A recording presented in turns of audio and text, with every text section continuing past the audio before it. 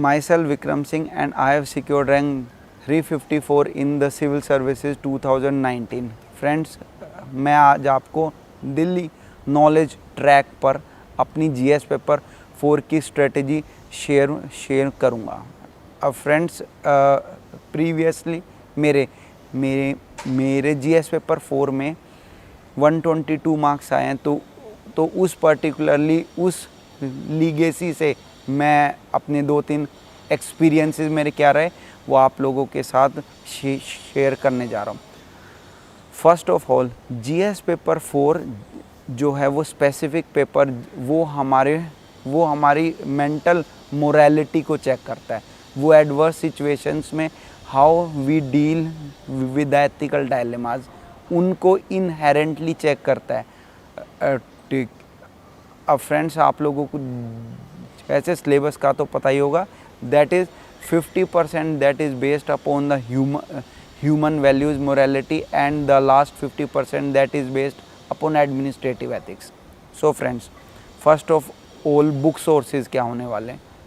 First है psychology की +2 class की NCERT, the second one is D Subbarao and the third one is कुछ particular coaching centres के notes if you want to have a glimpse, or fourthly newspaper.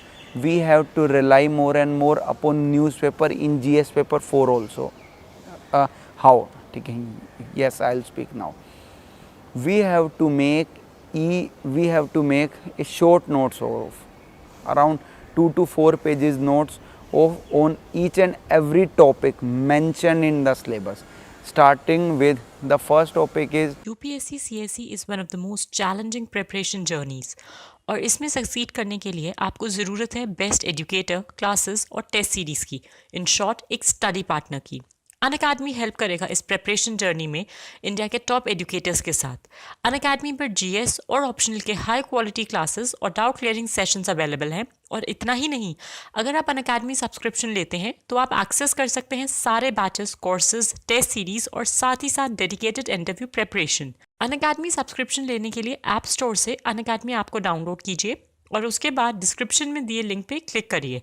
Unacademy plus subscription लेने के लिए आप हमारा कोड DKT10 यूज़ कर सकते हैं to get an instant discount of 10%। Hurry up, take the subscription now and level up your UPSC CSE preparation with Unacademy. Let's crack it. Ethics and human interface, उसमें 5 सब topics हैं।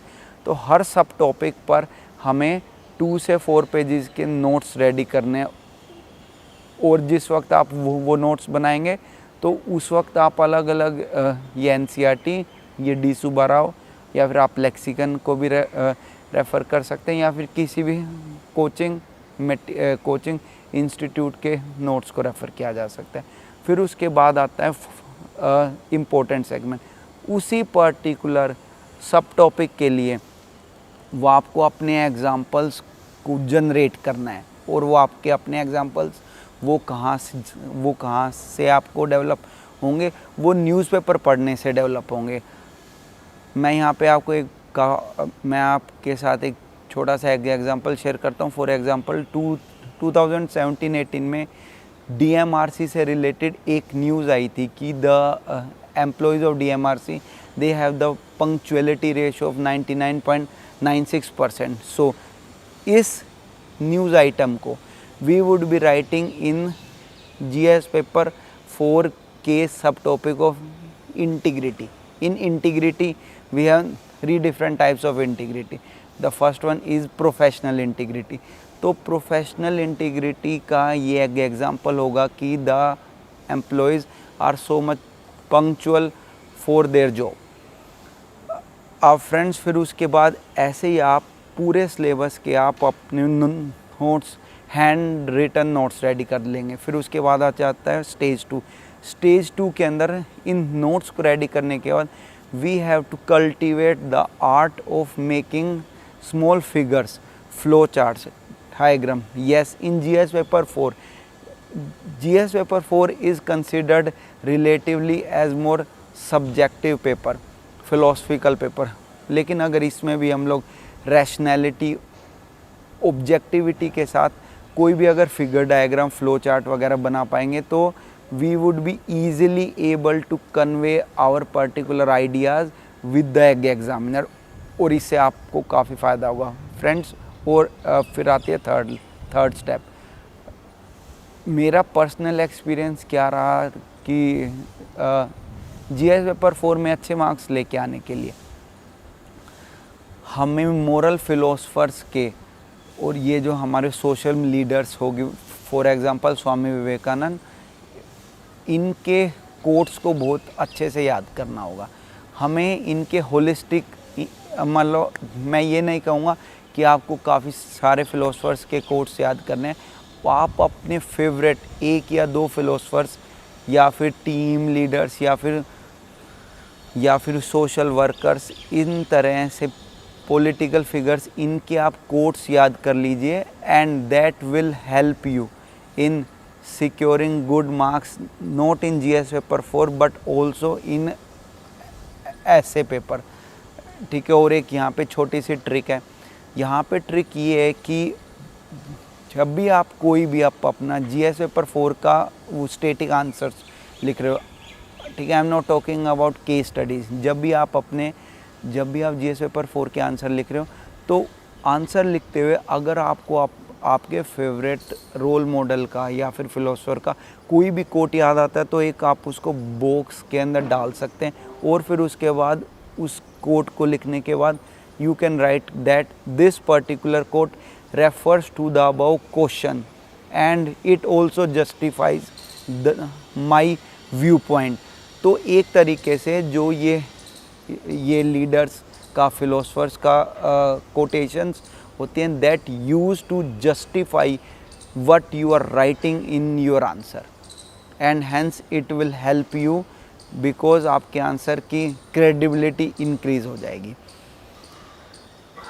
अब friends, अब हम लोग आते हैं केस स्टडीज़ पे। ठीक है, आप लोगों को जैसे पता ही होगा 120 मार्क्स की आजकल केस स्टडीज़ आ रही हैं। ठीक है, और एक अगर आप एनालिसिस करें तो 2013, 14, 15 में जो केस स्टडीज़ आती थी और जो अब 2018, 19 में आ रही, उनमें 2 मेजर डिफरेंसेस हैं। फर्स्ट डिफरेंस तो क्या, पहले हमें ऑप्शंस दिए होते थे और हमको फिर उसके बाद उनके मेरिट्स और हमें डीमेरिट्स लिखने होते थे, लेकिन आजकल we have to evolve or we have to develop the options in the paper, और option develop करते हुए we have to think more holistically। This is the first difference, and now come the second difference। वो आजकल 2018-19 में relatively ज़्यादा open ended case studies आ रही हैं, जिसके अंदर अब फॉर एग्जांपल 2018 के अंदर ये आई थी कि you have to frame a particular land rehabilitation policy, और 2019 के अंदर आई थी politicization ऑफ ब्यूरोक्रेसी पर केस स्टडी। तो इस तरह की ओपन एंडेड केस स्टडीज़ पर you have to think more holistically, क्या क्या क्या ऑप्शन हो सकते हैं। और ठीक, और अब आते हैं केस स्टडीज़ की पर्टिकुलर अप्रोच पर, क्योंकि जीएस पेपर 4 ये काफ़ी स्कोरिंग पेपर हो सकता है। तो इसके लिए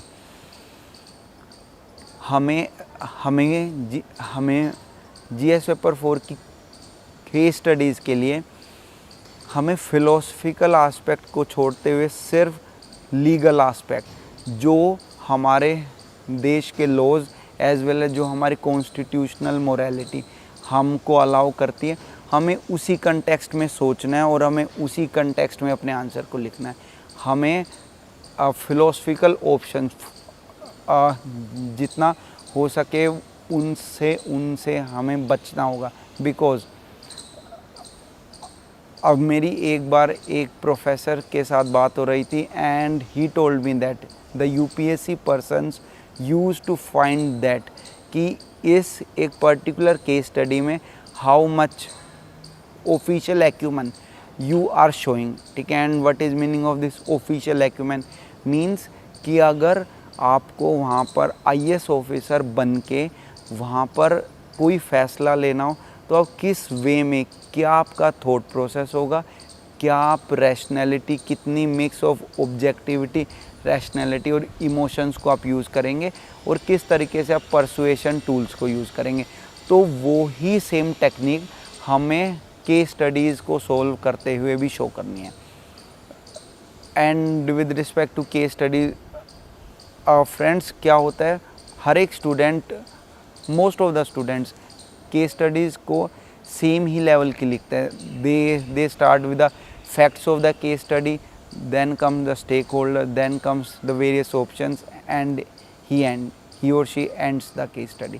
But ठीक है, according to me the most important aspect is how holistic introduction you are mentioning in that case study, firstly, and secondly at the time of conclusion. When you would be concluding your case study, how many philosophical quotations you are using to justify your quotation. For example, एक छोटा सा example है, ये 2017 और 18 में दोनों बार case study आई थी, जिसके अंदर आप एक IAS ऑफिसर होते हो और आपके सामने एक ओल्ड एज वुमेन आती है जिसके पास कोई भी डॉक्यूमेंट्स नहीं होते, and she asks for valid and she asked for house under one government schemes for her because she is very much marginalized. So ये आपके लिए एक particular professional dilemma हो गया, because your compassionate self is exhorting, is asking you to help that lady, but your official self that is requesting you not to help that lady in the first aspect because she does not possess any of the valid documents. So इस तरह की case studies में we would start with the introduction की it is the human duty as well as the constitutional morality of a civil servant to help each and every marginalized citizen of India, because the constitution asks a civil servant to help all those marginalized people, but at the same time certain official rules must be followed, and in order to help that woman, the middle way of developing some route for getting all those documents for that woman should be pursued. तो ये हमारी introduction हुई, means हमने introduction में क्या कहा कि एक सिविल सर्वेंट को उसके ह्यूमन राइट्स, उसकी human values as well as उसकी कॉन्स्टिट्यूशनल मोरालिटी दोनों ही कहते हैं कि हमें किसी भी मार्जिनलाइज वुमेन की हेल्प करनी है, लेकिन हमें रूल्स को ब्रेक नहीं करने। इसलिए we would be adopting such a strategy जिसके अंदर वुमेन को हेल्प भी हो और जिसके अंदर UPSC CSE is one of the most challenging preparation journeys, और इसमें सक्सीड करने के लिए आपको ज़रूरत है बेस्ट एजुकेटर, क्लासेस और टेस्ट सीरीज़ की, इन शॉर्ट एक स्टडी पार्टनर की। अनअकैडमी हेल्प करेगा इस प्रिपरेशन जर्नी में इंडिया के टॉप एजुकेटर्स के साथ। अनअकैडमी पर GS और ऑप्शनल के हाई क्वालिटी क्लासेस और डाउट क्लियरिंग सेशंस अवेलेबल हैं। और इतना ही नहीं, अगर आप अनअकैडमी सब्सक्रिप्शन लेते हैं तो आप एक्सेस कर सकते हैं सारे बैचेस, कोर्सेज, टेस्ट सीरीज और साथ ही साथ dedicated interview preparation. Unacademy subscription लेने के लिए ऐप स्टोर से अनअकैडमी ऐप को डाउनलोड कीजिए और उसके बाद डिस्क्रिप्शन में दिए लिंक पे क्लिक करिए। अनअकैडमी प्लस सब्सक्रिप्शन लेने के लिए आप हमारा कोड DKT10 यूज़ कर सकते हैं to get an instant discount of 10%। Hurry up, take the subscription now and level up your UPSC CSE preparation with Unacademy. Let's crack it. कोई भी ऑफिशियल रूल्स भी ब्रेक ना हो। तो इस तरीके से हमने हमारे केस स्टडी को स्टार्ट किया, फिर उसके बाद फैक्ट्स ऑफ द केस, फिर उसके बाद स्टेक होल्डर, फिर उसके बाद various options available with you. तो ये तो आप लिख ही लेंगे।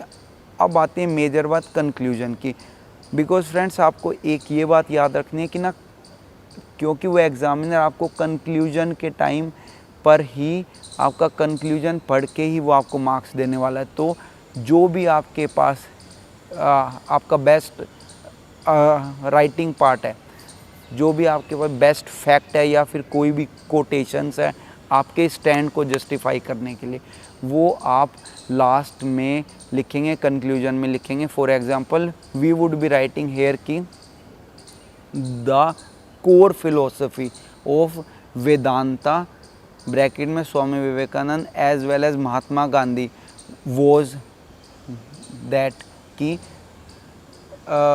The fruits of development should be shared more and more with the common poor people. पहला कंक्लूजन ये, या फिर दूसरा conclusion we can also use Mahatma Gandhi talisman. तो इन दोनों फिलॉसफीज़ की हेल्प लेके हम हमारे आंसर को कंक्लूड अच्छे से कर सकते हैं। तो फ्रेंड्स अब मेरी साइड से यही फ्यू पॉइंट्स थे, बस लास्ट में कंक्लूड करते हुए, you have to rely more and more upon practical examples which you see in your daily newspapers, and you are supposed to write all those examples in your GS paper for a register, which I have talked to you previously. And thank you very much for listening to my strategy. Thank you very much.